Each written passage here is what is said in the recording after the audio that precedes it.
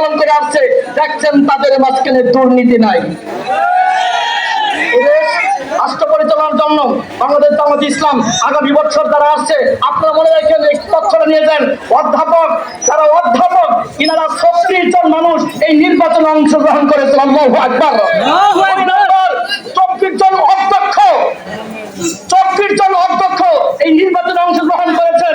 Professor অংশগ্রহণ করেছেন 5 জন, doctor অংশগ্রহণ করেছেন 18 জন, এরপর ডক্টর যারা ডক্টরেট ডিগ্রি করেছেন যারা অংশগ্রহণ করেছেন 13 জন, অ্যাডভোকেট করেছেন যারা উকিল এনারা হচ্ছেন 24 জন, ব্যারিস্টার 4 জন, ইঞ্জিনিয়ার 2 জন, মাওলানা 44 জন, হাফেজ 4 জন। তার মাঝখানে আমাদের সুপ্রসন্ন ভাগ্য, বাংলাদেশ এই 300 আসনের মাঝখানে 4 জন হাফেজের মাঝখানে আমরা শেরপুর উপজেলায়, শেরপুর সদর উপজেলায় একজন হাফেজুল কোরআন, নট অনলি হাফেজুল কোরআন but also he is a graduate.